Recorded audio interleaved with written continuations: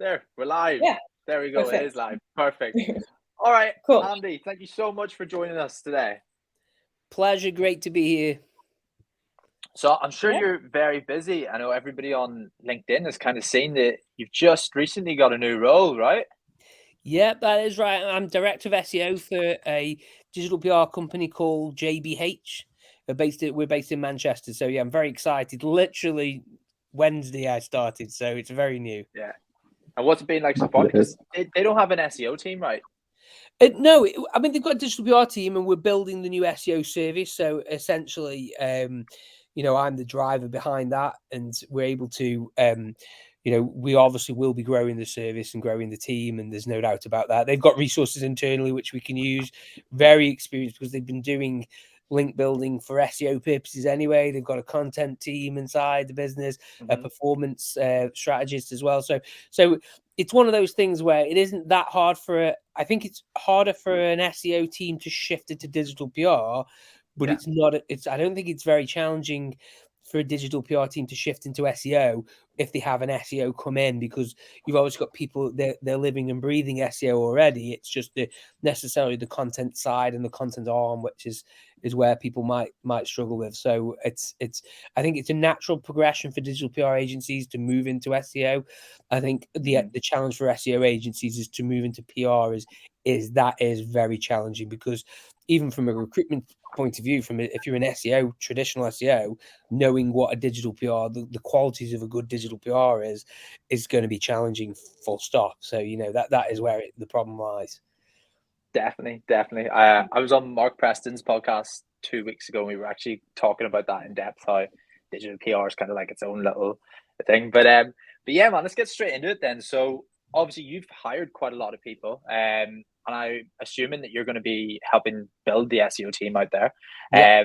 So what kind of things in your career stood out? What kind of things have stood out in like SEOs coming and applying for roles?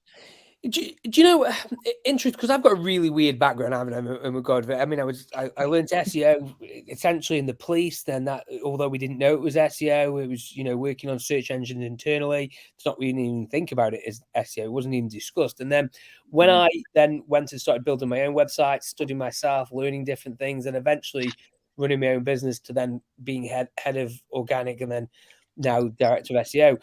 I think, and for me, one of the things that stands out for SEOs are people that actually embrace it completely. These are people. The first thing is, if someone comes to me and they say to me they built a website, I mean, straight away, that's like I can go and tangibly check that and see what's going on with the site.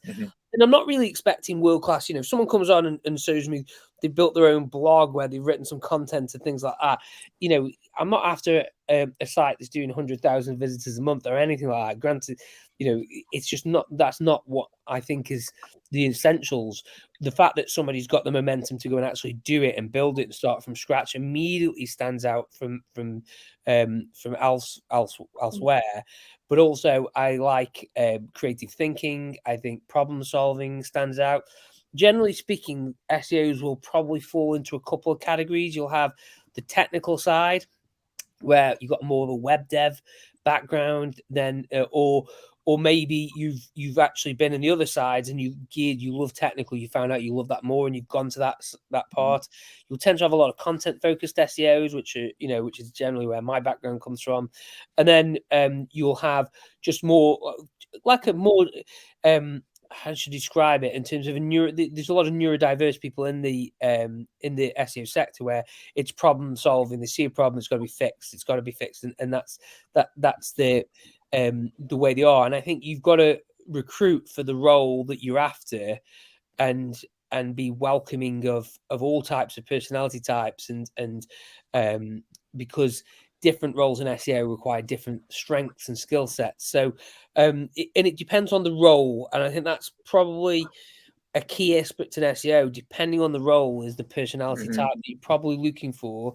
And me personally, when I'm looking at SEOs, it's the role itself that actually makes me more to sort of fulfill where I'm looking for. For example, I'll give you a bit of an example.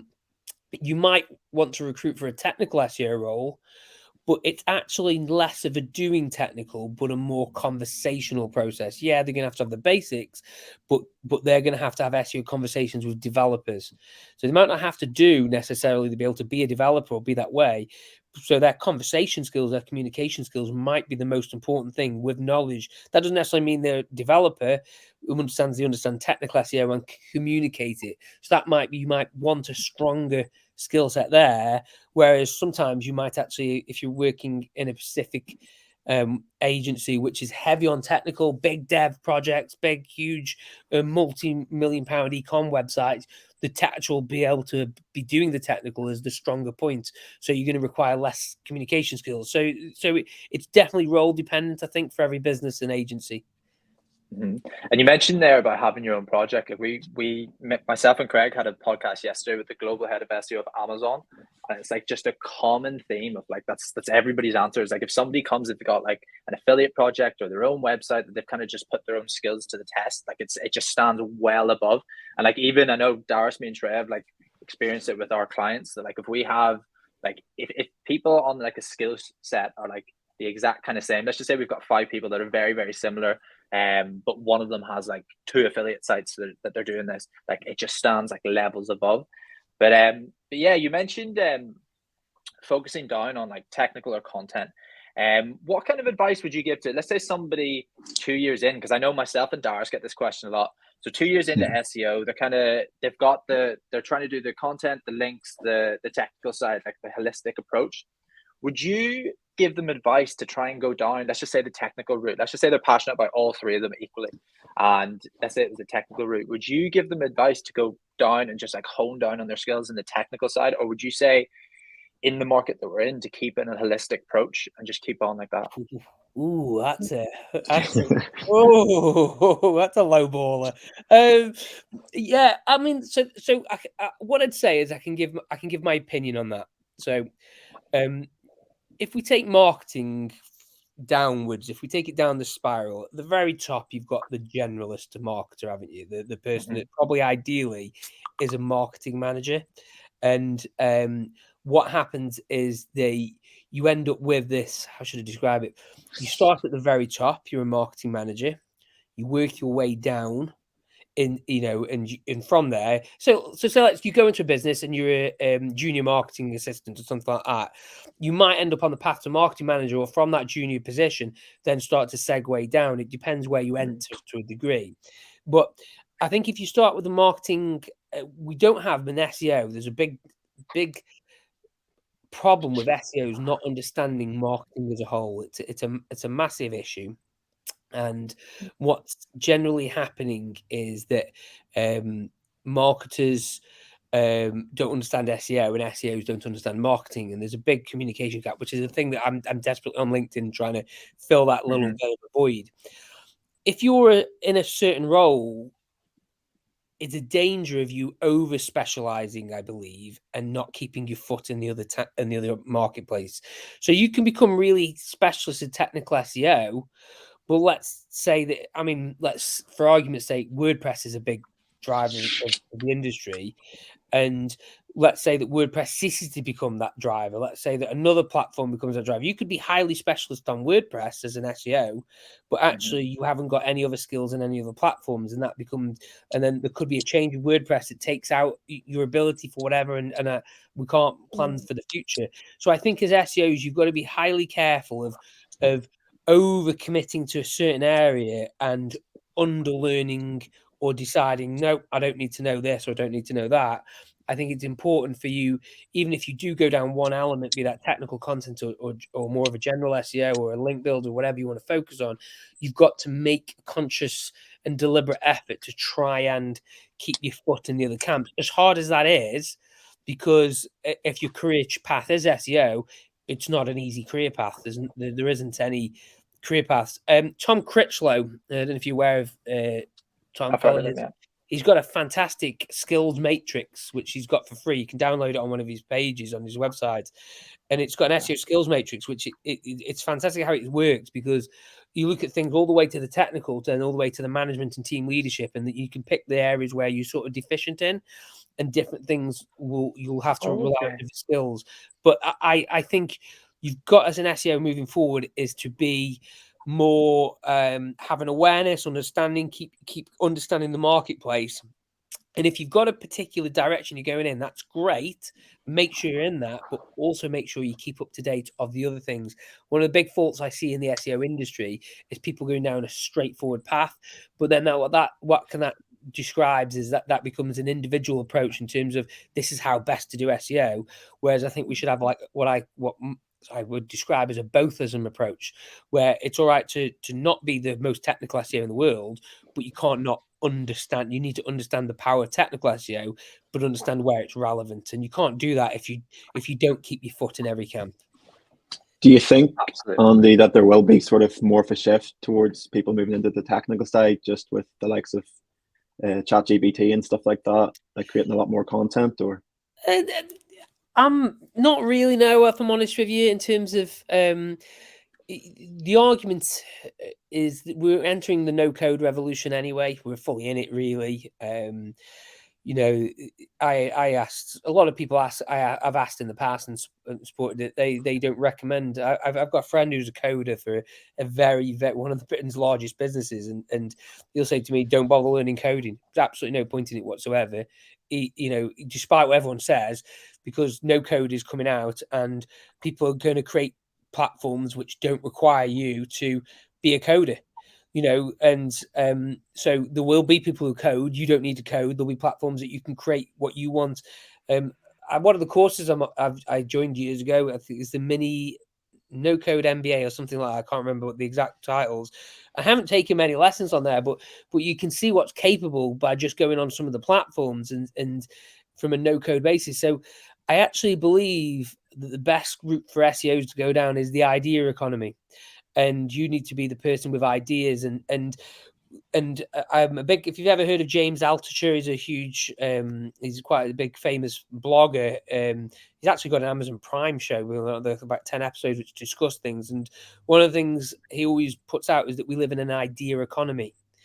And if you're an SEO, your biggest, it's such a strange industry. If you're great with ideas about content products and coming up with ideas or solutions, that you don't necessarily need to be the best when it comes to doing things, but you can come with ideas, and that might be the best way. Okay, well, how about we do this? Well, you don't necessarily know how to solve that answer.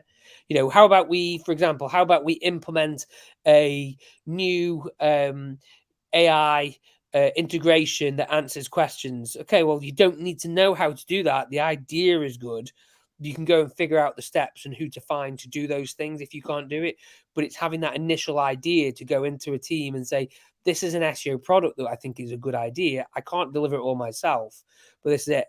But we can find people that can do it. And if not, I can learn how to do it. And having that thirst of knowledge, that learnaholic attitude, that being able to create ideas to solve problems, ideas that create SEO solutions for the business, I think is a better skill to muster than necessarily going down the demand for technical.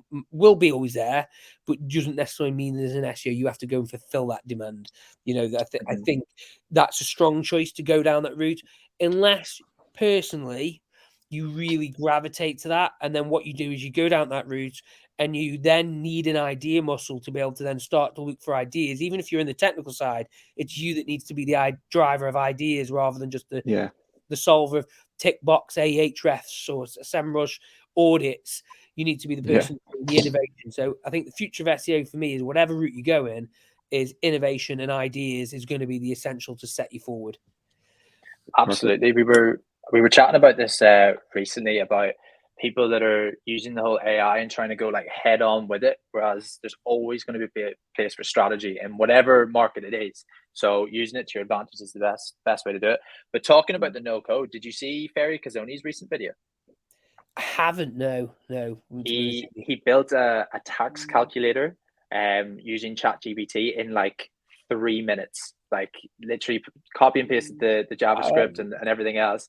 And it was crazy. It was just like something that, especially me, like I have no idea how to code. I would have thought like, okay, you have to pay a developer X amount. And he just literally did it in a 3-minute LinkedIn video, which was crazy. So on that, Josh, sorry to cut in there. So that's example of what I mean in terms of you've got somebody with an idea who chat GTP and there's so many problems with AI, people panicking and everything like that. I believe AI is going to help people to do things more. So we talk about going down technical routes. Well, you might have people out there that are best calculator developers in the world, but you're going to have a no-code solution that's going to be, there's quite clearly going to be an AI tool that links into coding. And I think there is one already that I did try out a little bit, but it wasn't ready really. And that what's going to happen is you're going to be able to go into the platform and say, I want to build a calculator that calculates X, Y, Z. And the tool does it, and maybe you then send it off. There's a couple of developers on the end that tidy it up and get it ready for launch. There you go. That's a SaaS product. Please, someone steal that idea and come to me with it. So the idea is that I think that from a technical point of view, AI is just going to be able to take over and help people who can't code to do more and more. So I think if you're in a technical mindset, I do think there's a danger signal in terms of that the gap is going to move closely, just like it is for writers. If you're a writer, I think you've for me, it's all about your innovation and ideas. Whichever role you're in is going to set you apart. Okay, well, if you're a technical person and you know there's tools out there that can make your life easier and make you faster, then bringing prototypes to market, you're going to be that much more appealing to any business because you come in with ideas. Let's do this, let's do that, and every business wants ideas to separate them from the crowd. Shrey, have you got a question for Andy? I've got more of a career path journey question. Are there any specific key aspects that stood out in the SEO industry that sort of like led you away from the police force and sort of decided upon this is the career path you want to now take? And what were like sort of those aspects that sort of triggered that passion in you to go down this career path? And also, how did you, because you spoke about as a technical SEO, maybe like, you know, putting it niche skills in just maybe WordPress or things like that. How did you continue to keep your skill sets broad, but also niche within like Andy Holland SEO? Okay, you know? there's loads of things there that I'm going to try and abbreviate if that's okay. And I do tend to drone on, so please interrupt me if I am. So my background, I can't go too much into detail live on a podcast, but how I did it, I learned SEO as part of the police. As part of working in their intelligence sector, we didn't know it was SEO. Started dabbling in private projects that I got on the side. It was obviously a natural gravitation towards that.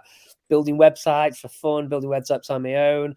Eventually, I was interested in marketing full stop. So I was more of a generalist, if you would say. So I sold the product on a digital downloaded video course to have martial arts. That was one of the first things we did. You know, me and my mates, we set up a camera in his gym and we recorded it. I put it on Payload. I don't know if that site even exists, where you can download it, and then I sold it on Amazon. I then started doing I even started doing it on eBay and selling the hard copies on eBay, printing the DVDs myself and selling them off, building the website. So there was in the early days there was a lot of that, and then you figure out the questions. Well, how do I get people to take the action that I want to take? So I was very much a generalist marketer for my own ends on the side whilst being a police officer. So I was fascinated by the subject of marketing and social media as well. And then eventually what happened was when I started developing really bad asthma, I had to make the decision of whether to stay in the police or leave because they can't make you redundant. So I got medically retired because they wouldn't promote me because I had bad asthma and couldn't go outside. I had an off because of the policing changes in the pension, which I believe have now been reversed a little bit. It was to do with the Conservative government changed the policing process and the pension process, which caused me a few issues. So I thought, I'm going to have to work into my 60s as a police constable with no promotion opportunities, even though I was qualified to promote. So I thought, do you know what? I'm going to give it a shot. So when I left, I retired on ill health, started freelancing, and I had some clients. So I walked out of the police station on a Friday. On the Tuesday, I set up my own business, and I had clients lined up. So I'd replaced my income entirely, but I was doing a bits and bobs of everything. I was like developing a website. My clients were paying me £200 a month, and it was really the typical freelancer start. And then you know, I had no business skills. I remember rocking up to events and describe myself as a pro blogger. I didn't really even understand what I knew what SEO was, but I didn't really understand it as a career path. Didn't understand what copywriting was. I was really just somebody who was getting results online and doing marketing, freelance digital marketing. What ended up happening was writing was probably the first thing I did. In terms of, I did Facebook videos and stuff like that, and I had a lot of success with viral videos. I had like millions of video views and growing Facebook audiences. But the SEO turn was that I started getting hired for doing what they would call, I think the best word to describe it is power pages is what we call them. So I took a course by Brian Dean from Backlinko, if you ever heard of Brian. So I took Brian's course, which was a premium course, got into that. I started doing power pages myself and a few clients I had, and I remember we ranked one for like a 65,000 volume search term.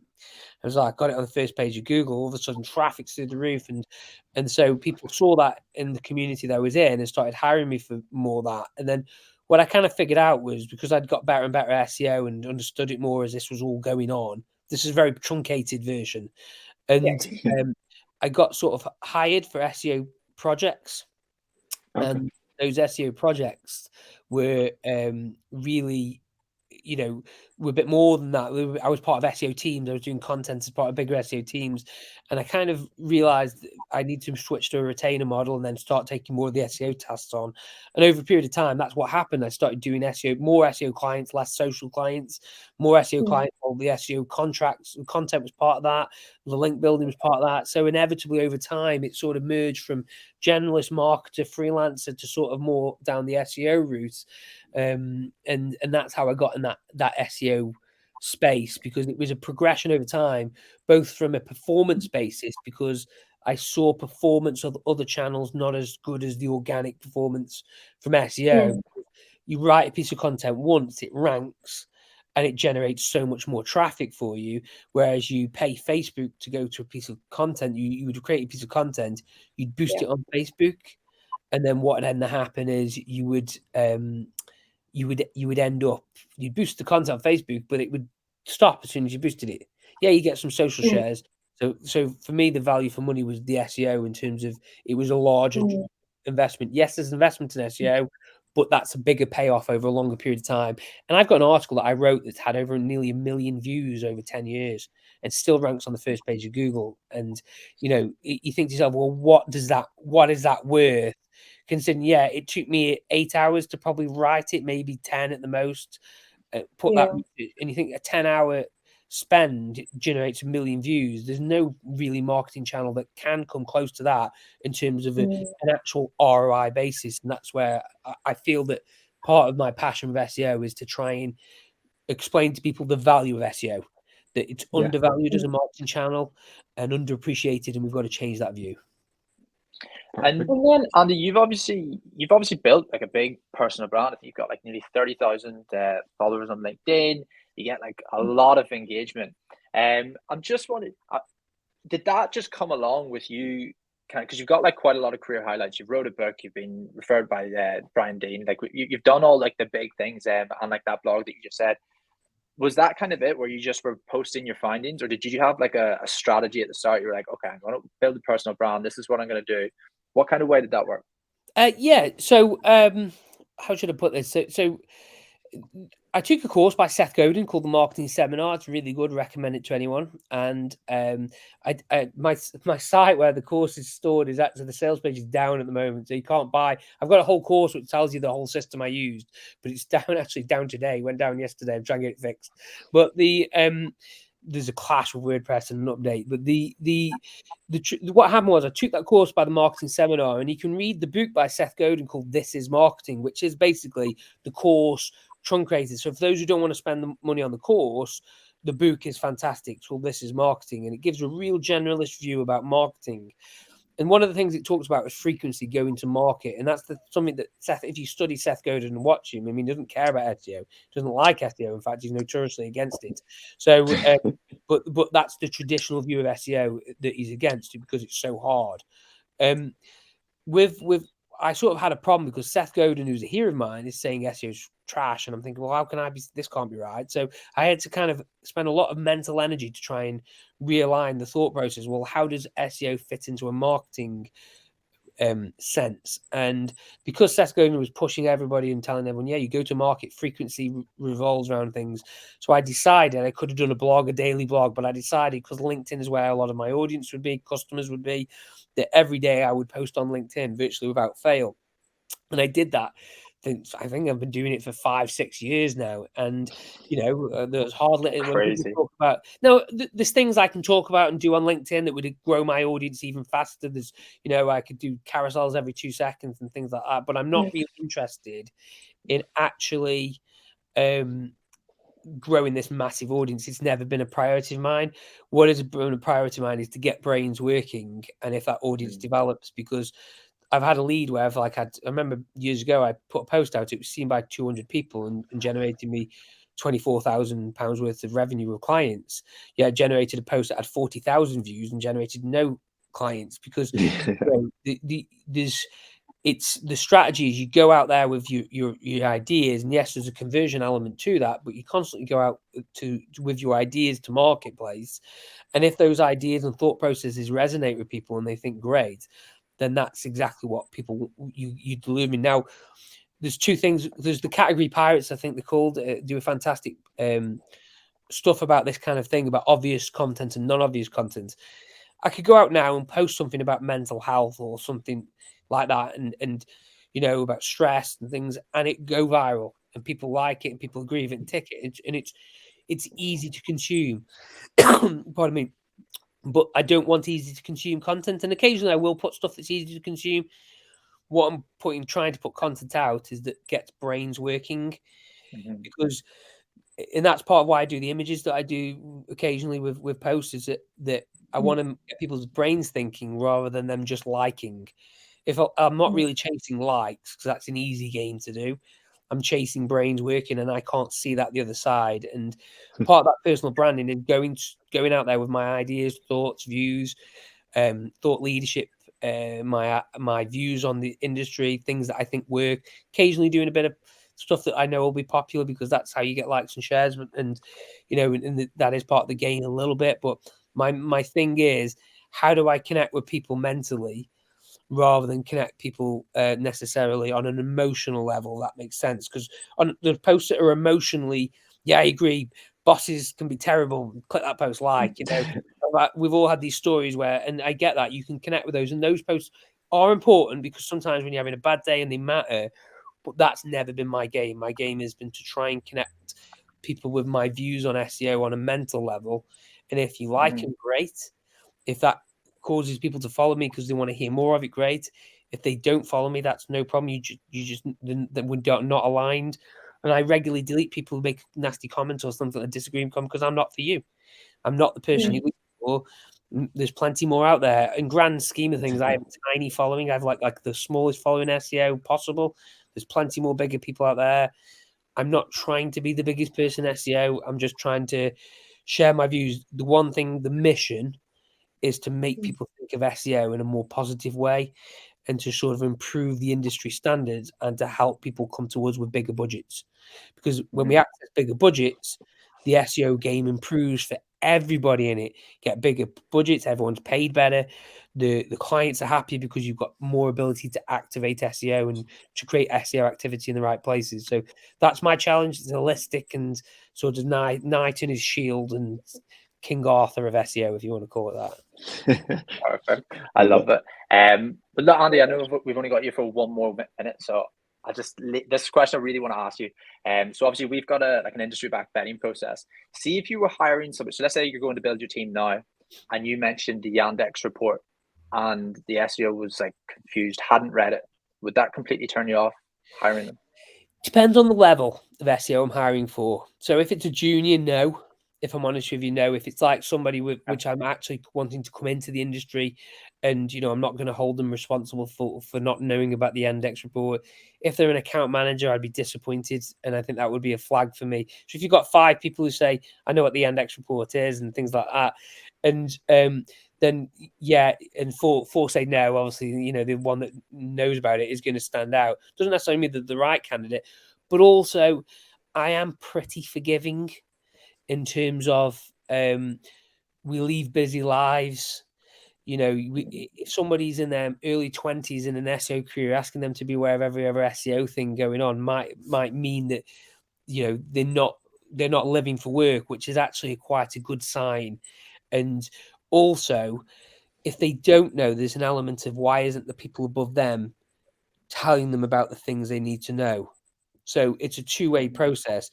The people at a certain level will only know the things that the people above them will definitely tell them they need to know. Does that make sense? I'm sort of so it's not all on the individual's fault. Yes, if you don't know it, you perhaps have missed it, or there's a circumstance, whatever around.